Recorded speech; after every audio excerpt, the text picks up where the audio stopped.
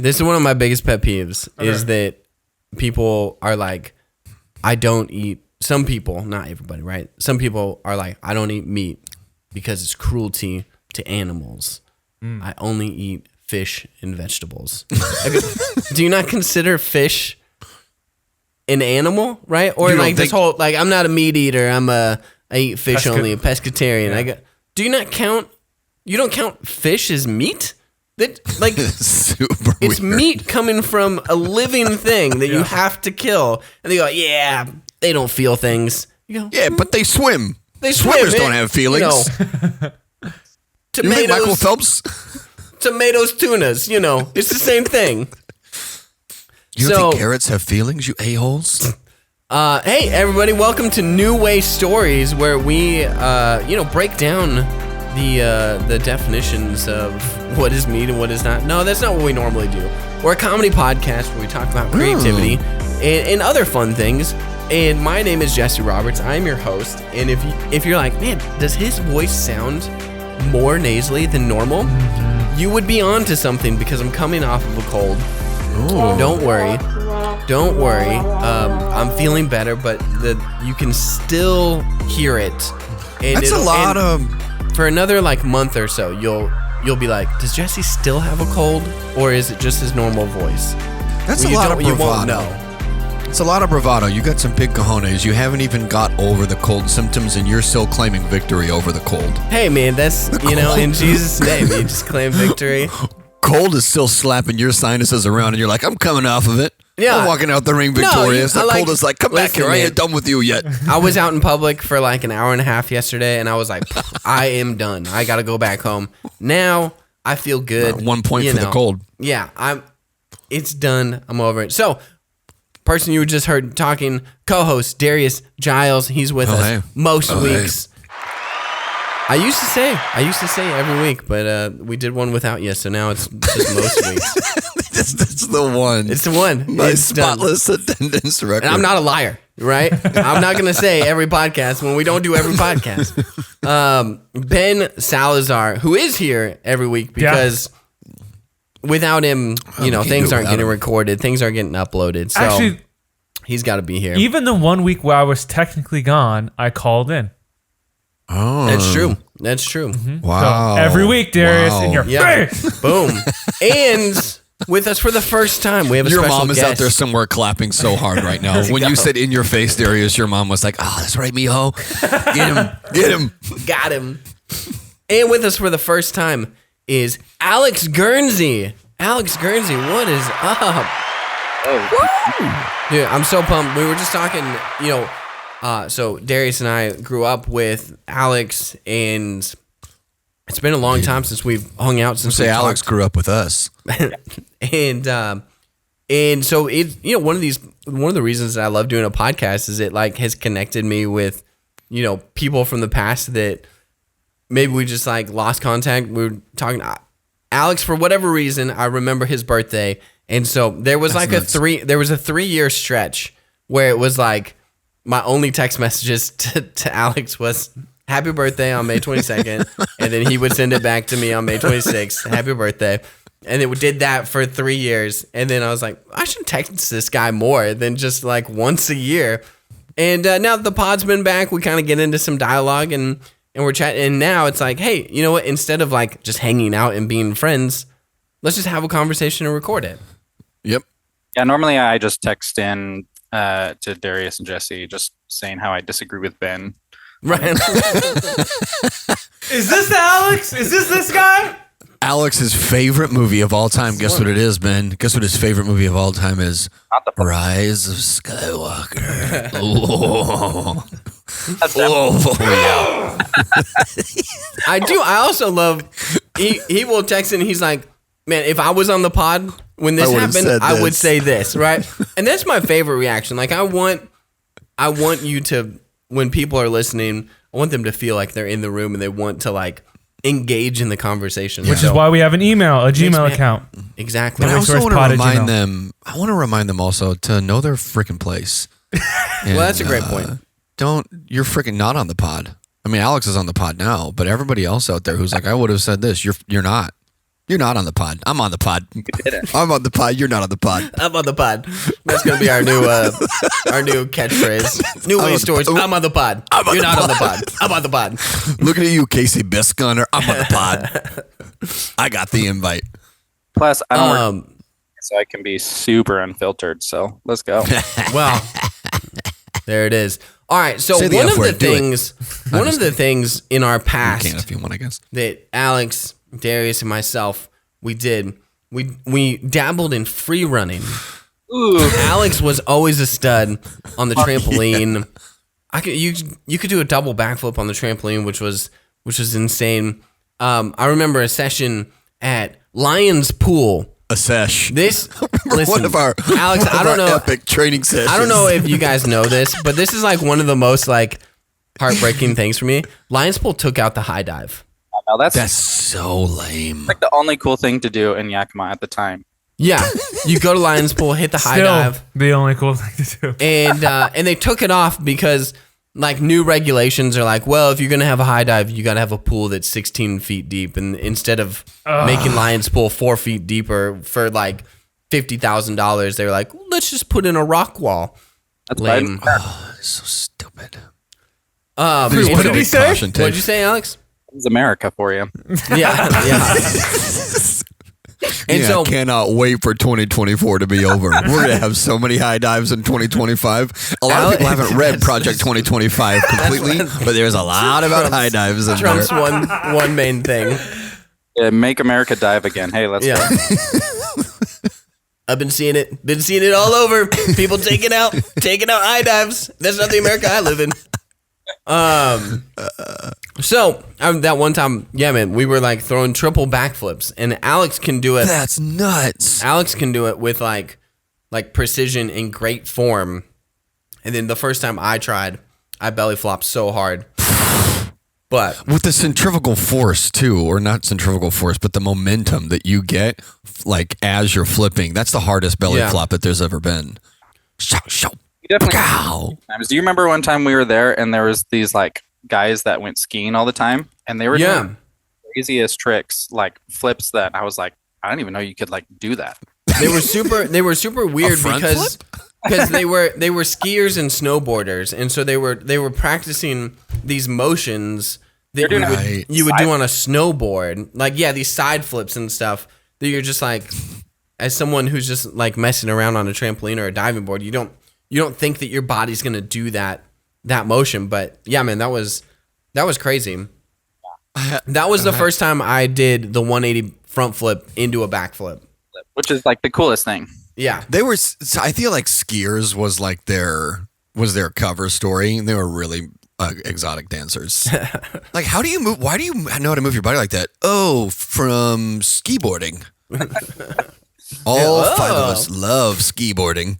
Which, speaking of 180 front flip into a back flip, I just recently did that at a cliff in Greece when I was in Greece. I was like, let me see if I'll do it, and did it. Was John Travolta there? Everyone thought it was really cool, and I was like, yeah, different Greece. Everyone thought it was cool, and I was like, it's not that cool. You guys suck. How big was the cliff? It was probably like 20 feet. I think 25 feet is the perfect height, because if you mess up, you're really not getting hurt that bad, but it's high enough to look cool. Yeah, I like jumping off higher cliffs, but I definitely would not try flipping off of anything higher. Yeah, Alex, I would say as far as like perfect height goes, as far as the four of us are concerned, anything over 6 feet. High five, Alex. Suckers. You're gonna have to edit some of that out. Sorry, Ben. The itch got like really intense. Seems like that cold is uppercutting you. I thought you were talking about cutting out Darius's joke. We do that. Over 6 feet, high five. Oh, we're gonna have to cut that out. Yeah. Not good enough for this pod. All right. So my brother's mother-in-law. This is a weird connection. Brother's wife, Kimber. Her mom was like, "Look what showed up on my Facebook feed." This was like a week ago. Mm-hmm. I was like, "Look what showed up on my Facebook feed," and then she showed. Oh my god! Just drink some tea. We made you tea. It's a I'm like video sucking of a bunch on a of cough drop and everything. It's a video of a bunch of dead dogs.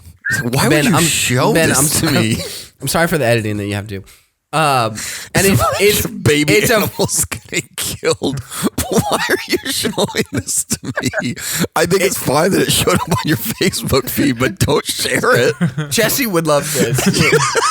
What? It's a free running video that we made from when I was like, I guess I must have been 19, which, Guernsey, are you 2 years younger? I am 31 right now, so I don't know how old you are. Oh, 3 years younger. Yeah, okay. So, yeah, you would have been 16. And so let's roll this clip. Wake me up inside. This is some vintage. It's got to be Disciple. It's got to be Disciple. Oh, this is the Disciple. It's three different out. Disciple songs. And when I was watching it, I was like, this is pretty long. I was like, Is this the one with like Kyle doing motocross stuff too? Yeah. Frick, yes. MMX freestyle. We were so cool. Culture Productions. This is what I'm talking about. It's actually Cult Reproductions. Oh, can you get a little music? Oh, I have my audio off. Oh. Here. If you're watching this I can hear it. Okay. Disciple might sue us, but go for it. Yeah. They don't have a legal team, bro. You think they can afford a legal team at this point? Ben and I tried to get him on the pod. Like, oh, that's right. yeah. And then from Disciple. Oh, here we go.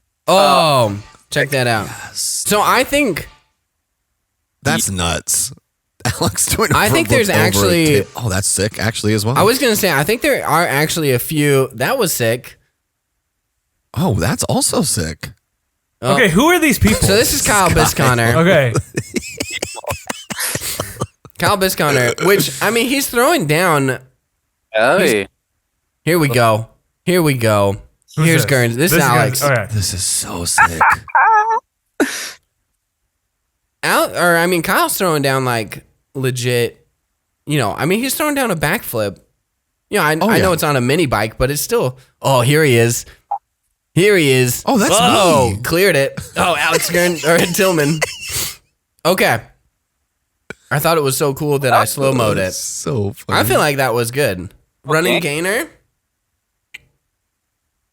My friend now holds church in here.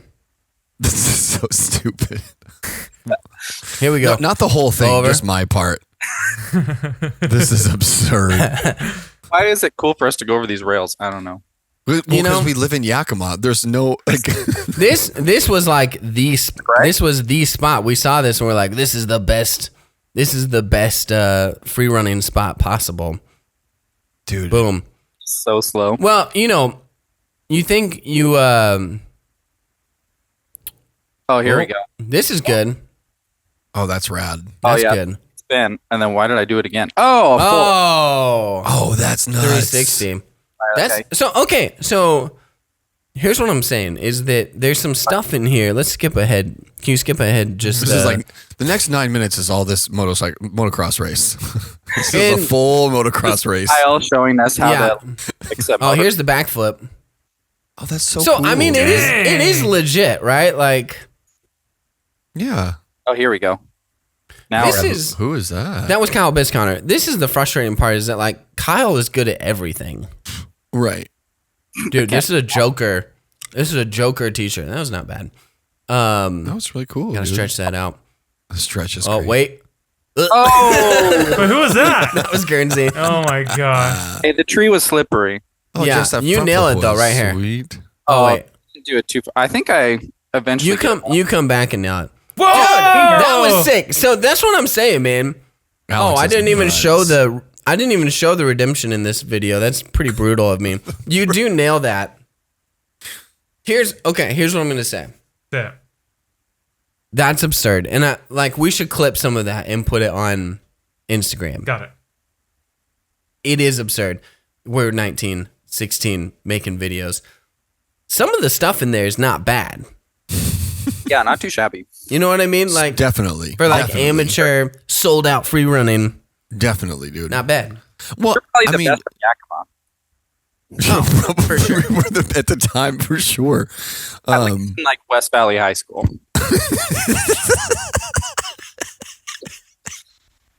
Okay. That's the most Disney Channel movie thing I've ever heard. Guys, don't you understand? We're the best free running group in West Valley High School. We're the best West Valley High has to offer, guys. If we let them down, who won't?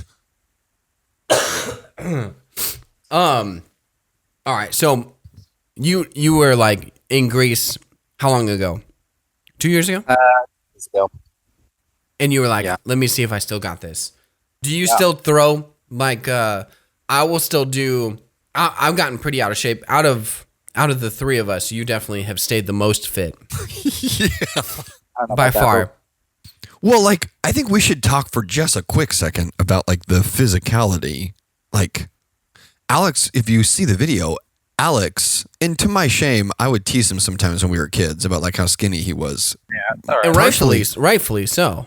I mean, dude, he was a skinny little sucker, but also he was like so talented, was an amazing guitar player, could do all these insane flips, and nobody taught him. Like, I don't think people who are listening to this, there's no way to like describe Alex as like, he was like a self-taught gymnast. He was doing like full, like a 360 backflip, taught himself how to do it. That running gainer is legit. There's gymnasts. I've met people who were like lifetime gymnasts, and by the time they got to college, they were like, oh, I would never try to do like a punch front flip on the ground. Or I'd never try to do a full on the ground unless I was on a springboard. And these are like guys that I knew who did gymnastics for like 12 years. Alex is meanwhile like 14 years old at home teaching himself how to do a full. And then fast forward now, I don't know how many flips you can still do, Al, because you've gained like 60 pounds.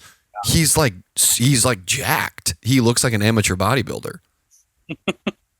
Like little punch there, like an amateur bodybuilder. Sorry, if you follow bodybuilding at all, I mean, he's not like roided out. He looks like a natural bodybuilder. He's not like freaking the. Probably wouldn't compete. Probably he's not good enough to compete, but. That was supposed to be a compliment. I'm so sorry. He's not Latin. No, okay. So guys, you like, and then you were just obsessed he looks like a female bodybuilder. Which is not an insult in 2024. You like trained yourself you just love being on the trampoline. That's the main thing. I don't know what flips I can still do. I wish I don't know. I probably should go to like a trampoline park like once a year just to get my fix in. But I don't. But Dude, I should. Do any tumbling on the ground? Because I will still do tumbling on the ground just to kind of see where I'm at. And I weigh 230 pounds, so it's not. That was gonna be my question. It's dangerous. If I have a good wall, like a kind of slightly slanted wall, I'll still throw a backflip on it just to be like, I still got it. And that's the one that is like the least impact. Right, because I've put on like 50 pounds as well, which is a huge difference when you throw a front flip and you're 150 pounds, you throw a front flip and you're 200 pounds. Yeah.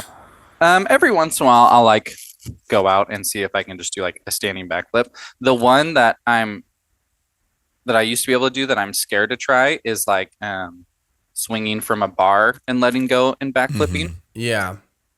Like, man, if I do it and my feet hit the bar and I land on my head, that's gonna suck. Well, that's funny. Yeah. So that's not a physical thing, and because that would be like one of the easiest ones to pull off physically. That's literally just like as we get older, our positive risk taking part of our brain like gets smaller and smaller and smaller. That's hilarious. I remember one time we were filming and you jumped up and grabbed the like rim on a basketball hoop. And then you swung and backflipped off. And I was like, man, that's like, you did have a level of less fear than me by quite a lot. I do remember one time you like kind of Jackie Chan'd yourself up a wall. It was probably like a 15-foot wall. And you're like, I'll flip off of it. I'll kind of climb up and then I'll flip off of it. And you like Jackie Chan'd up and then got up there and you're like, oh, screw that. Not doing that. I was like, okay, so he does have his limits. Dude, I sat on the edge of my awning because I was putting up Christmas lights last week. And to get down, 1, I have a back injury. 2, I have 2 ankle injuries. And 3, I'm heavy and old. And so I sat on the edge of the awning of my roof, which is a single story house, popped myself off of it and rolled so dramatically when I hit the ground, like I was a stuntman. And I had to do it like 3 times. Drop. It's literally like it's 10 feet and I'm sitting down on the edge of it. So my feet are only going, 6 feet. When I was in high school, I only weighed like 110 pounds. So that's nuts. I'm probably going to be fine. You could jump off the roof of your house onto your trampoline, and the trampoline would spring you back up. If I did that now, I would just the springs would just collapse. The edge would fold. There were a few times where Alex actually was about to face plant, and he just went. I just flew in the air. Right at himself. Defying Gravity song's actually about me, but That's it. That's it. That's what we should do is take the Defying Gravity and just do a bunch of clips of Alex going upside down but never finishing a flip. It's Matthew McConaughey in the Lincoln commercial where he goes into the pool. That's it. That's great. Yeah. all those things that we filmed though, the pre-running ones are cool. My favorite though was all the rules videos we did. Dude, you were the OG. Those hold up. I don't know if we have that video. So, oh man, I must have been Ever beat people with a metal baseball bat? absolutely like What? Christians. My mom, when I was like 19, made a DVD of she burned a DVD of all the stuff that I had been doing at church to send to my grandmother, because my grandmother is like the first Christian in our family. Yes, here we go. And all that was on it was the rules videos. And so my grandmother's like, oh, my grandson's going to be a pastor. And then it's a bunch of videos of me like calling people butt pluggers and hitting people with baseball bats. Look at Carrion. Car in the background. Oh, there he is. You're breaking, Alex.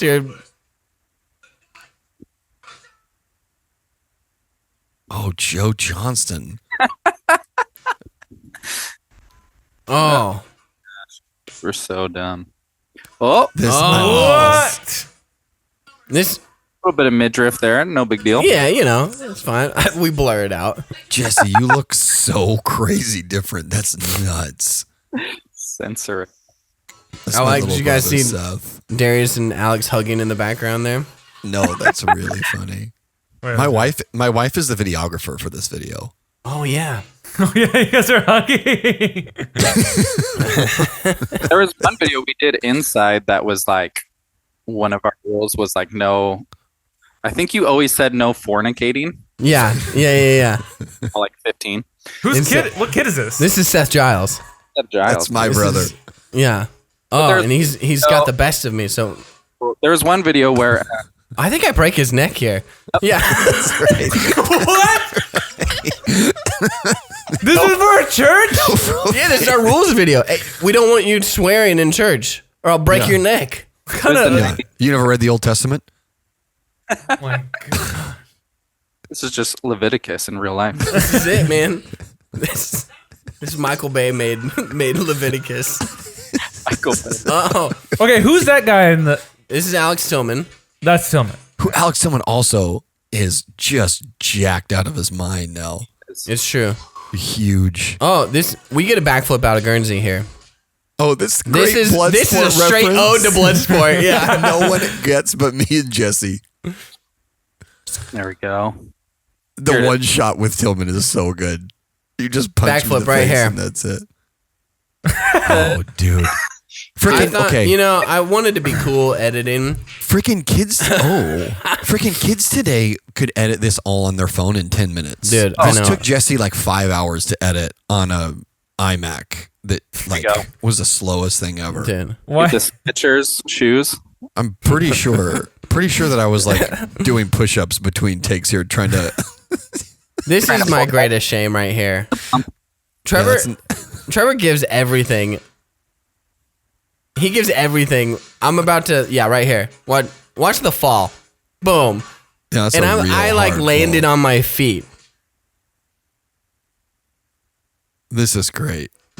Darius and I, It's not for fun, no cameras, for fun, Just choreographed. for the love of the game, baby. Yeah, just for the love of the game, choreograph fight scenes in our backyard. Keep your hands to yourself. I love that the way you end that fight is with a straight. That's right. Crush my no trachea. Kissing, fornicating. So the original, I don't think it's on there, but the original rules video, the very first one, we came up with this concept. Well, we kind of stole it from another youth group, right? Where they just like threw kids. They literally like threw kids out. So it was like a bouncer. When you broke the rules, they threw them out or whatever. And it was kind of funny. And then we came up with this other video where Darius was the bouncer, but he had a baseball bat, and there was snow outside, and I was watching this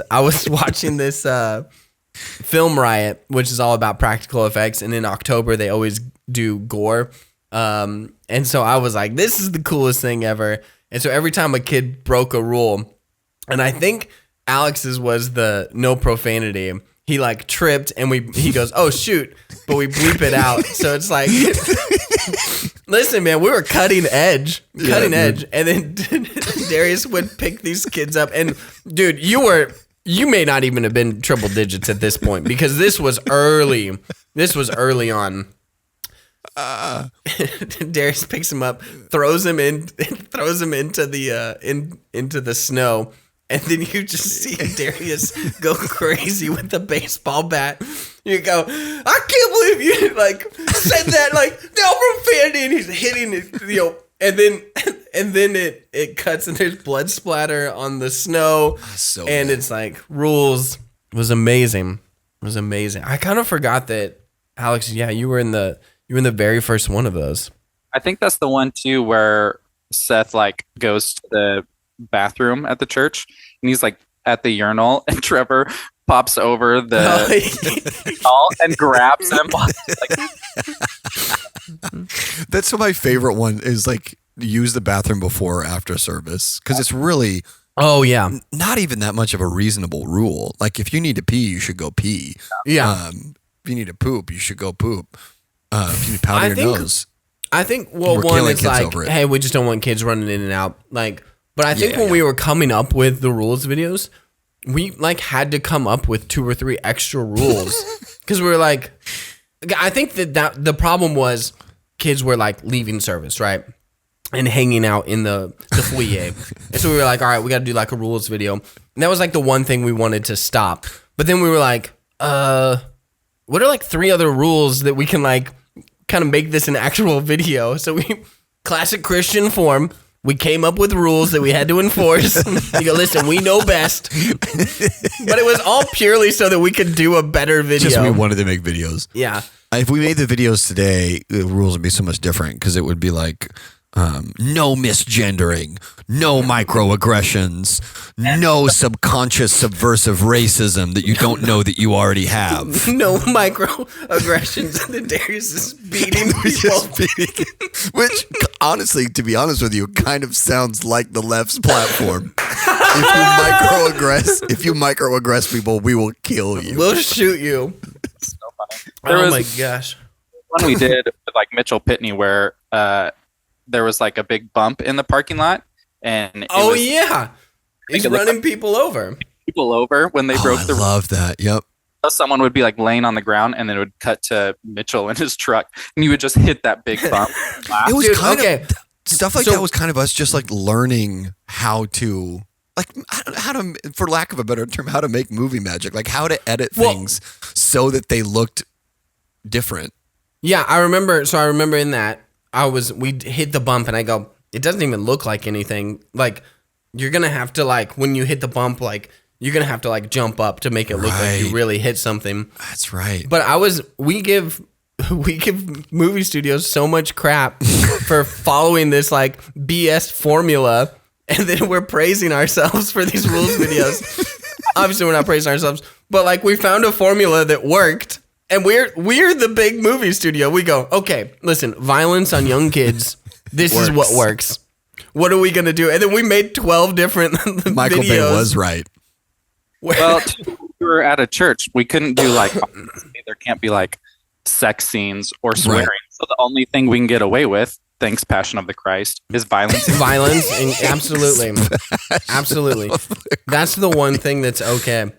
It is really interesting.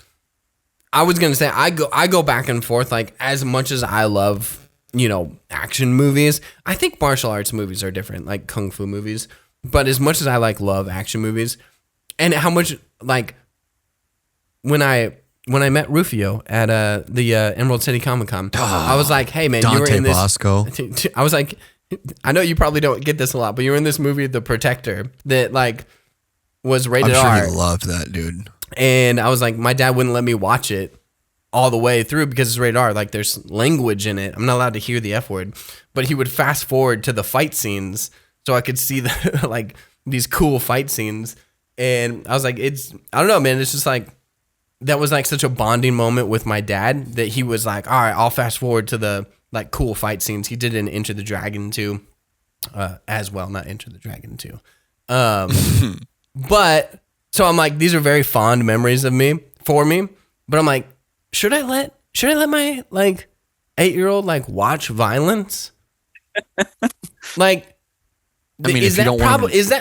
Is that more detrimental than the F word? Only if you want him to grow up to not be a freaking wuss. Well, great point. I don't know what kind of women you're trying to raise, but obviously, if I have a girl, I'm not going to let him watch violence. I'm so nervous because now that our church is growing, a friend of mine was like, hey, guess what I just got done listening to? We went over to her house, and she's a friend of Brittany's, and she's a friend of mine as well. Her and her husband are super awesome. And she was like, guess what I just got done listening to? And I was like, oh, what? And she's like, the New Way Stories podcast from Monday. And I was like, oh. It was all fun and games when we only had 12 listeners. But now that we've got 50. Just feel like I have to clarify. I really don't think boys need to be violent. And I don't think there's anything wrong with raising girls either. Just for clarity's sake. I'm just going to throw it out there. I do think we should make fun of Benjamin for his ethnic heritage. Well, that's a given. Also we have to. Also a joke.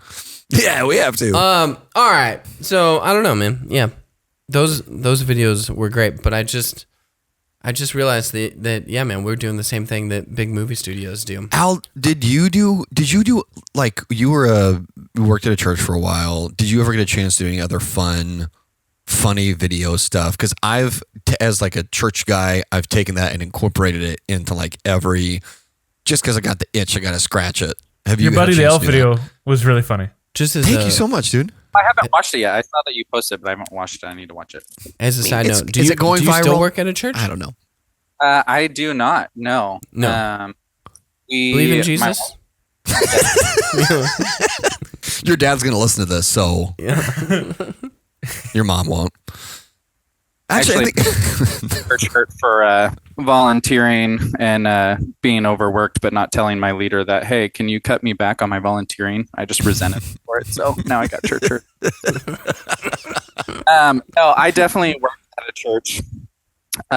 So Hannah and I lived in Olympia, and I worked as the worship pastor and tech director at a church for the last 4.5 years. It's a long time. Actually, just last month we moved to the east side of the state, so kind of Spokane area. Technically, we live in Cheney. Lame area. I should have guessed from the hoodie. Yeah, I think. You guys have snow? We got snow. We don't. We had a brief a skiff yesterday, but it's all melted. Okay. But yeah, I did work at a church for the last. What are you doing in Cheney? Are you guys going to school? Right now, nothing. Nice. Nice. I haven't had a job since May. It's been weird trying to get a job. I'm not really looking for a church job right now. Yeah. If one opened up, sure, but that's really cool that you guys sell a house when you moved? Nope. Well, I'm not going to jump into your delve into stuff that's none of my business, but that's really cool that you guys made it for yourselves so where you had the opportunity to move, relocate, start a new season, and also take some time off of work. That's really cool, dude. Way to go. Yeah. So it's been sweet. What was you still got lots of cats? Well, what did drive the move to Cheney? We have been wanting to get out of the Lacey Olympia area for a while. Yeah. And we were just kind of hey, here's a few things that we will need to happen, and if these happen, then we'll stay here. And God just kind of closed the door on him. So he was like, all right, time to move. That's really cool. Plus just like, yeah, I don't know, wanted to be, at least for me, like the rain is a huge thing, and it just rains so much over there. Yeah. And I was like, let's not stay in this rain. And my wife grew up in Olympia and stuff. So, and she too was like, yeah, I'm done with the rain. Yeah. Dude, I mean, Spokane's beautiful. Let's go somewhere that's like cheaper to live and Spokane's a really cool place. It is a really cool place. People that like live in the Metro West Side, I think they have a very hard time understanding that there are cities in Washington outside of Seattle, Tacoma. Even like Olympia, they're like, oh, Olympia, which Olympia is like the coolest city ever. But Spokane is like a huge metro area. It's like you can live out there and you're not losing access to anything except for ferries. They had a World's Fair in, I think, 74. Yeah. No, there's plenty of those. Come on, Alex. Wait, did you say furries? I'm sorry. I'm confused. World's Fair in 74, I think, in Spokane. And like, Hoop Fest. What was that? Hoop Fest is in Spokane. That's the world's largest 3-on-3 tournament. That's crazy. The world's largest. Yeah, so there was a guy who was a youth pastor from the Tri-Cities named Austin Molt, who was kind of like really big on social media for a while. Really, really funny, nice, smart dude. He also is an insane basketball player. Him and his friends won Hoop Fest one year, like when I was living in the Tri-Cities. Crazy. Also, too, we're going to True Hope right now, which is Ryan Aletsky's church. Oh, yeah. Is Justin Ocker still there? Yeah, Justin Ocker's there. Danny Clifton is on staff there. Yeah. Wheeler's on staff there. So I was like, oh, Okay. I fundraised with them, and I fundraised with them this last year. And instead of giving me money, Ryan gave me great advice. So that was fun.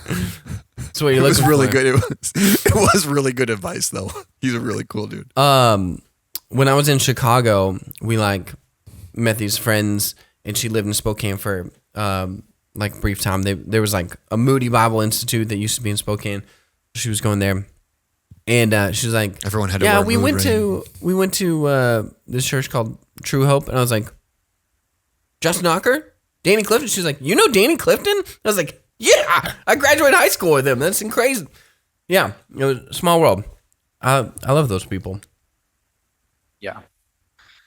So anyway, that's cool, man. So what are you doing? What are you doing creatively? You still shredding? I don't know what that means, but yeah. I think you know exactly what that means. You know exactly what that means. We're talking about paper, baby. All I do all day. Still avoiding your taxes like a madman. Yeah, I am actually, I mean, we've only played like 2 shows, but I'm in like a country cover band. Sick. Although me and like the lead singer live over here in Spokane, and then everybody else is in Olympia. Gotcha. But that's been really fun. So yeah, that, and then I mean, we've only been here a month, but I'll probably start playing on the worship team. Yeah. When you say country cover, what are we covering? Country music. Touche. Are you good? But what kind of country music? Kind of. He's like only Trace Adkins. Yeah. I'm sorry. We're a Trace Adkins cover band. Tribute band. We're called Trace Badkins. And so we all dress up like hobbits, kind of like Bilbo Baggins. Love it. Trace Baggins. Gun rack, skull cap, don't take no crap. Before second breakfast. They add some lyrics in there. Okay, just as a side note, I hang out with different circles of people. I have nerdy friends like you guys, and then I also like golf. Loser friends. I have these loser friends, and then I have like real what they call successful people that I golf with. And there's a thing in golf on the first tee, you do a drive and it's terrible, and you go, hey, it's a breakfast ball. It's the first drive. It's your first like mulligan that it's okay to take another shot. And they go, breakfast ball. And then one day, Tom Lawson, the old pastor for West Valley Foursquare, he did a second breakfast ball. And I go, I don't know if you guys know this, but Tom is like has a hobbit in his lineage because he's taking a second breakfast ball. And they go, what are you talking about? I go, the world's second breakfast ball? Guys, that's not bad. That's not bad. Yeah. There's no collision here. If I started talking to you guys about golf, your eyes are going to glaze over. There would definitely be no collision. Listen, I got my handicap down the lowest that it's been this last year. You guys don't care about that. I've been bragging to everybody that I grew up with a handicapped friend, and it's the lowest it's ever been. What's been your lowest score, Jess? You think I'm not a good person? Well, my best friend growing up was handicapped. I'm a pretty good shot person. an 83. Shot an 83 at Apple Tree. Nice. Let's go. Speaking of Apple Tree, have you ever, well, you don't really have social media. Their TikTok page? I have our friends from Chicago send it to Kate. They're like, is this Yakima where you guys live? Oh, yeah, that guy has a million some views. It's crazy. Yeah. That's awesome. So Guernsey and I, we golfed together. We, did some free running, and then we were on, the worship band together. Do you remember the show that we did at Manny's church? There was like with a fundraiser of some sort. Yeah, Brian Herrick sang for us, and I thought disciple song. I think I thought that it would be super funny to have a bottle of Martinelli's on stage with me that I would drink at a Latin church in Yakima. Yeah. Well, it was like the youth group like fundraiser thing. I had a goal. I was like, I'm gonna drink this whole thing of Martinelli's. That is really fun. Because at our last show with the country cover band, I had a whole bottle of red wine on my amp behind me. I just drank from the bottle in between songs, and I thought it was really funny. How very French it is of really you. funny. Okay, no. So let's. One, the kid was like, "Hey, what's up with your bass player like drinking alcohol? Like it's supposed to be like, let's give it up for God." That was his. That was the one guy's like. After every song, hey, let's give it up for God. Yeah. Ben, you'd appreciate that. That's one of the most Mexican American like phrases I've ever heard. It's just got all that. Oh yeah, guys, let's give it up for God. So what songs in a country cover band are you playing? Yeah, we kind of do a little bit of everything. We've done some for newer stuff like Luke Combs, Morgan Wallen, but we did some like Brooks and Dunn. That's cool. Let's just pause really quick again. They tried to cancel Morgan Wallen right a few years ago for being racist, and then he just like got more famous. So I'm just saying, like, guys, if you're gonna try and cancel like a country artist like from the deep south, like you can't be like, oh, you can't listen to this guy, he's racist, because everybody's gonna be like, I know, that's why we listen to him. Wait, what? What happened? I don't know about this. Terrible. I don't know. He supposedly, well, I guess I don't know, not supposedly. I think there's a video of him saying a very bad racial slur. Yeah, and then everyone was like, "Whoa." You can fill in the blank. My point is not to be prejudiced, but to be prejudiced. There happens to be a lot of people from the South that listen to country music that aren't offended by that at all. You got to try to cancel him for something else. It's like Al Capone. Sure, he murders people, but you get him for tax evasion. You got to get him on something else. It's like Al Capone. Yeah, I don't know. Good bit. We did. I can't remember his name, but the guy that sings "It's a Great Day to Be Alive." Who is okay, that? Yeah, I know the song. That song is really great. I went hard. Like, there's 10 years where I didn't listen to country music at all, where it was like pretty much only Keith Urban stuff, or that great. Like stadium country that was like being put out that was so bad. I really hated it. The musicianship in that stuff is like, it's obviously like the most canned, overproduced music. The musicianship in that's because it's like all studio musicians playing it. And like Keith Urban, who is like genuinely expert guitar player. So it is crap art. It's great music though. Sure. But I think in the last like 10 years, right, with Chris Stapleton and a few others, I'm like, oh, country. Yeah, speaking of music, Ben, new Kendrick Lamar album. Oh, GNX? Yeah. Pretty great. Pretty fire. And also, fun fact for you, any of you NBA fans, every year that Kendrick Lamar has released a record, the Golden State Warriors have won the championship. Illuminati at their best. The Illuminati working again. GS Dub. They're going. They're going all the way. They probably aren't going to go all the way, though, this year. Because Steph Curry is old and not with LeBron. He's still good, but having his son around. Am I right, guys? Old Bronny, listen. One of my pet peeves. Not since Michael Jordan's retired, am I right, guys? One of my pet peeves, and we've already talked about this because Riley Wilkinson named his kid after himself. But the like forcing your own legacy on a kid. I don't know why it rubs me like LeBron James. His son's name is Bronny, old Bronny, or Sergio Garcia named his daughter after Azalea, which is one of the holes named at Augusta after he won the majors. It's like, get over yourself. That man. one, naming your daughter after a golf hole, that is extremely narcissistic. That's old Titleist Garcia. That's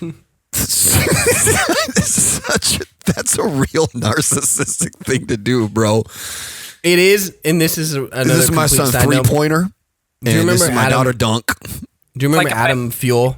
Adam Fuel from high school? I do remember Adam Fuel. He had a bumper sticker that said, "I'd rather be driving a Titleist." I remember that. And I didn't get it in high school because I didn't play golf. Titleist is a golf ball. Yes. I'd rather be driving a Titleist. I would put that bumper sticker on my car. Yeah. Even though I don't play Titleist. I was going to name my kid Ping, but everyone was going to be like, "Oh, you have an Asian kid?" And I was like, "No." You go, hey, I'm not trying to. What's the Arrested Development kid's name? Anyang. Because it's just hello. Anyang. His name means hello. Dude, Arrested Development is great. Kate and I have been rewatching it. It's just so good. Michael, right now. what are you watching?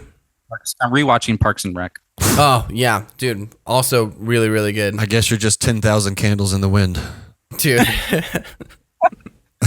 Bye bye, little Sebastian. Dude, Ron Swanson's joy, like you have kind of this severe guy, right, libertarian, but when he gets this like childlike giddiness and joy, it's the best. Like when she brings in little Sebastian, she's like, "Well done, Leslie." It's so funny. Parks and Rec. Okay, we need to wrap up. We need to get on this subject. Alex Guernsey texted us. He said, "Hey, did you guys know Transformers is on Netflix?" And I said, "No." Transformers 1. I mean, all of them. LaBeouf. Transformers 1, the animated movie? No. The first Transformers was Shia LaBeouf. That's my bad. And so I rewatched it, and you rewatched it, Alex. Yeah. Darius, did you get to watch any of this? Yeah, not at all. I meant to look up, Ben, can you look up who wrote that movie? Oh, that's a good and question. like what they're, because, okay, here's my first takeaway, and Guernsey, I want to hear some of your takeaways. My first takeaway is this is a masterclass in the combination of CGI and practical effects. Legit. So you've got CGI robots, right, that, you know, Tesla like didn't come in and make real robots for them. But when they like fall on things, there's real explosions. Mm-hmm. And I think that that's a big miss in today's CGI. Legit. Is that like the explosions are CGI'd, the blood splatter is CGI'd, and I'm not into it. You can CGI the end of the machete so that you can like swing and get close without actually cutting the person's head off. I'll accept that. But I want real practical effect blood splatter.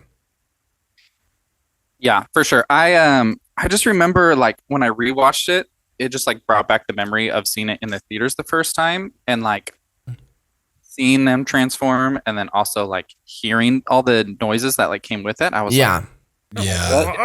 For It's like- 2007, it's legit. Yeah, it's quite a bit better CGI than a lot of movies now. It's like interesting.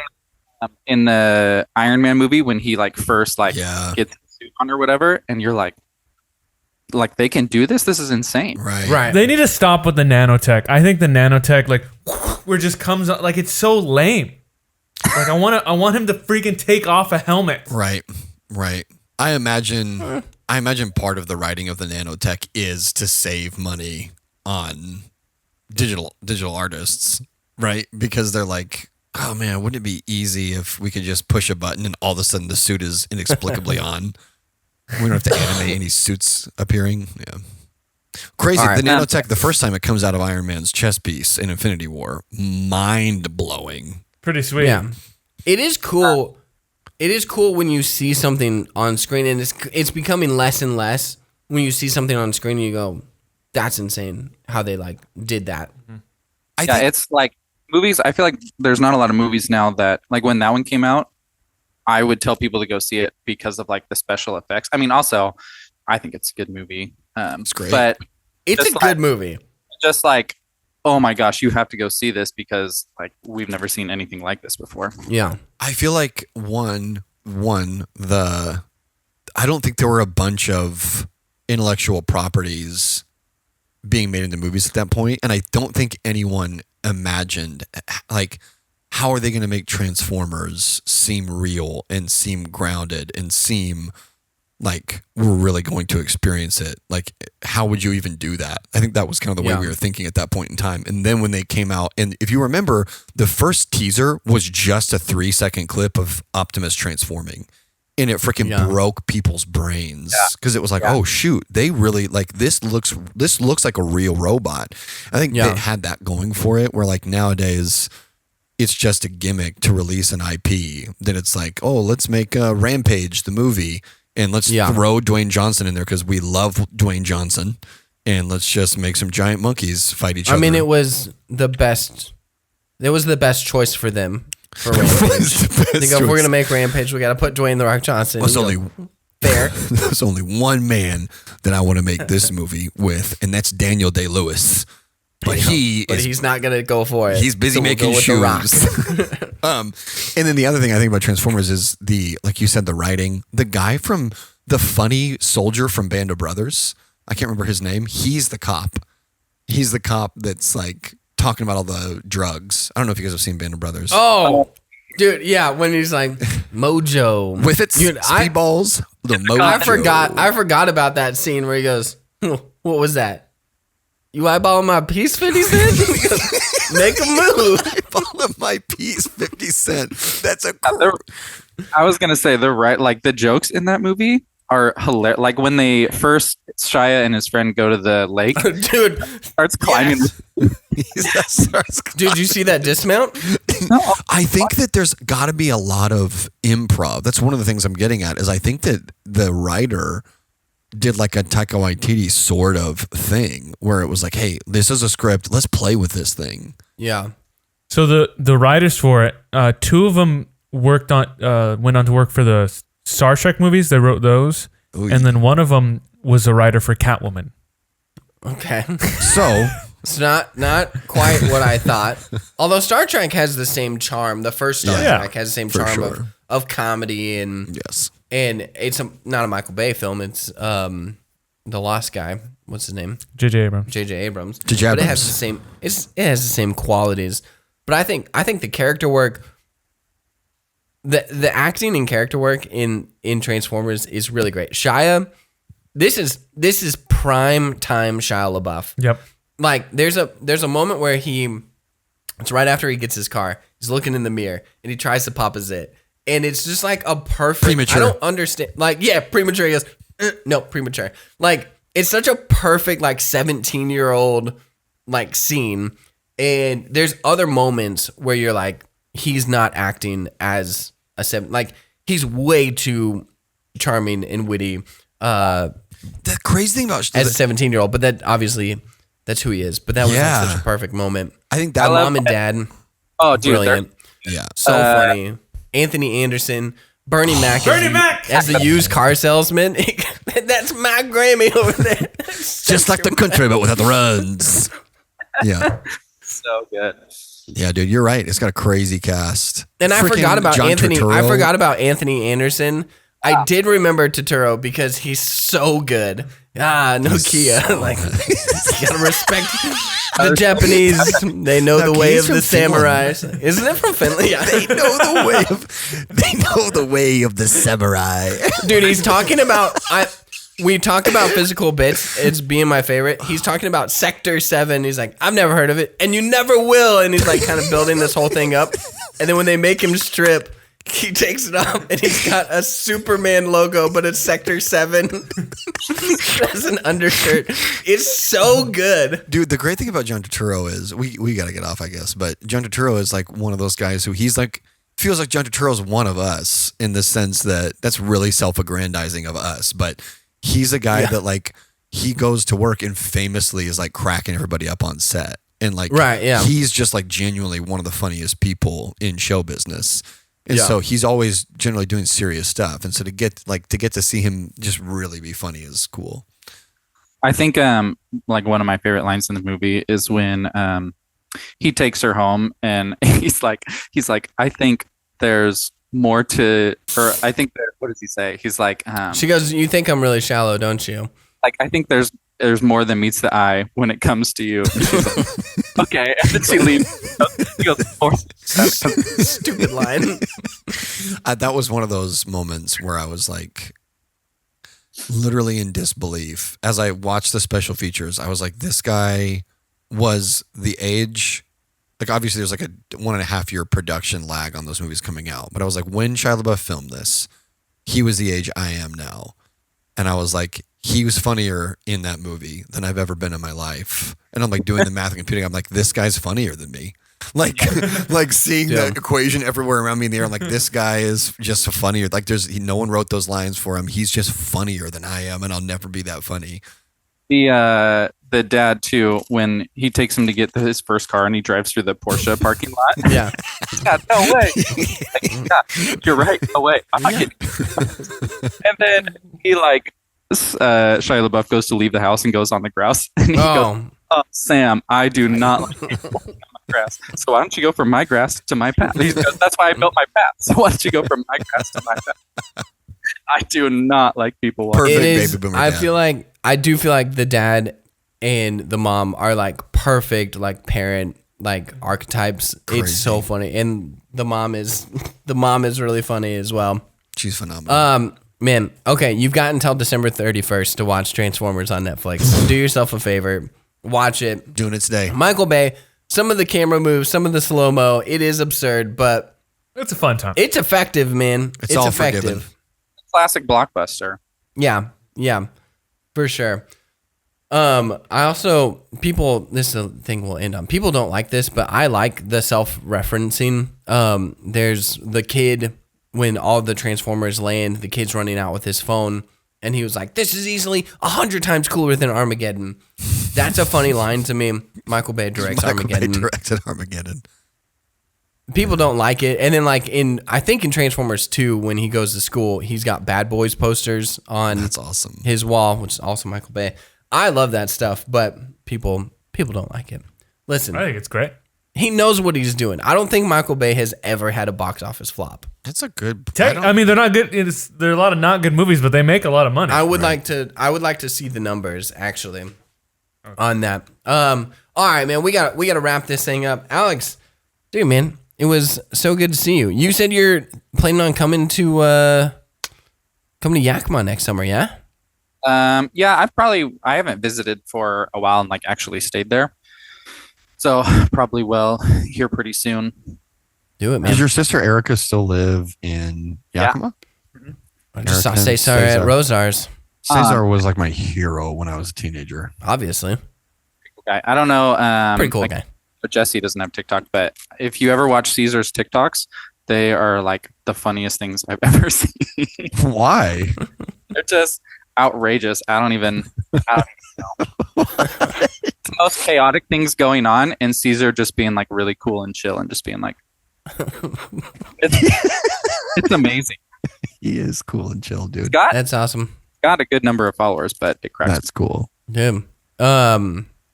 We did a bit one time with it was News with Alex and Alex, right? That was the announcement video. Alex Guernsey, Alex Tillman.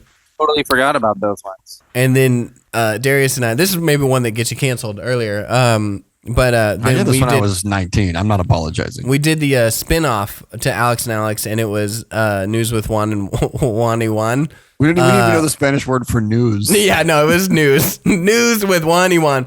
And so we I did still it. don't know the Spanish word We for did news. it, and it was pretty funny. I mean, we were just throwing in like random, Telemundo, Telemundo con Juan de Juan. Yeah. It pans back over to Caesar, and he's like, But then, so on the second one, right? Caesar is on the video, and he's an undefeated boxing, amateur boxer, a crazy 12-0, boxer. 12 knockouts, right? tough And man he goes, competition winner. hey, what you guys are doing is disrespecting like my heritage and my family. And we go, no, man, it's just like a fun bit. And he pulls the boxing gloves up and slams on the table. And we're like, okay, we won't do it anymore. Yeah. Pretty funny. And behind the scenes, he was like, "This is pretty good, guys." Yeah, exactly. I know we have to go, but also I just wanted to say, because you were talking about when we were filming those and the camera work, also how serious that Jesse took this was. If you wanted to be in the rule videos, you had to audition and you made people read a script from The Princess Bride. I don't remember making him read the Princess Bride script, but it sounds right. This is So funny. As you can see, this is serious stuff. They did good. It was like, okay, cool. And then if they did bad, you're like, okay, well, we'll let you know if we'll get back to you. This is some dialogue from a scene that happens in a diner in the movie Heat. Now, you're going to be De Niro. I'm going to go ahead and be Pacino. So, what happens if I run into you and I got to put you down? I do there is a part of me that is still yeah, I'd like to make a movie. I'd like to make a film. Oh, for sure, dude. I shifted to book writing because it's easier as a one-man show to kind of put it out. Making a movie but yeah, man, I don't know. There's still something inside me that's I think I can make a pretty sick short film or something. Let's do a rat race. Let's make rat race. Dude, listen, I don't know if I told you guys this, but I woke up, I had a dream a few weeks ago that a movie studio wanted to buy Rat Race, and I was like, the only way I sign this is if you do practical effects. No CGI in this movie. It's a deal breaker for me. I told Kate about it. She's like, if you have a movie studio want to buy your book, you will sign it. You will have no stipulations. I go, all right, fair. That's fair. I need you to really genetically modify some rats. That's really great. We're bringing in real rats. And the scene is you and Kate are having this argument, and finally Kate is like, Jesse, no, it's a no. You tell the movie studio you'll do it however they want, and you hear you come to the door and you say, "Nah, Trev, gig's off," and I'm just there full on in a rat costume.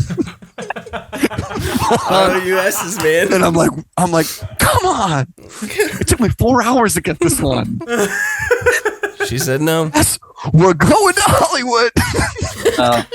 I know if you made a mini movie, you would get the best people because, again, at 18, you're making 13-year-old script to try and Hey, be man. And they're better for it. They're better for it. I believe that.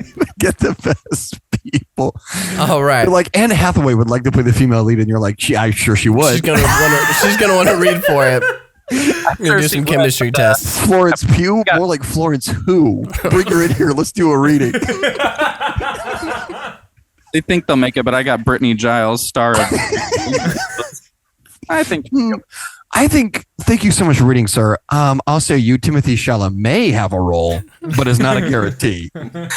Oh my gosh. I don't know if you watched the last SNL, but they did a bit with I don't know, they were like the Timothy Chalamet. Yeah. Dude, plays Timothy Chalamet. It's hilarious. Yeah, I need to watch it. I forget her name. It's funny. Every 4 years, they kick me off the bandwagon with the presidential stuff, which used to be so good when I was a kid. And now it's just obvious that they're being paid by Democrats to make propaganda for Democrats, which is fine. Like everybody in the entertainment industry has to get paid by somebody. But I fall off the bandwagon every 4 years because I'm like, I don't really want to watch propaganda for an hour and a half. I wanted to watch comedy. Dude, the show before the election was it's always obvious, but I was like, this is the most blatantly obvious. Wild. Anyway. I would say the mezcal monologue is pretty funny. Yeah, that was pretty good. Do you know what I love? The bad lawyer.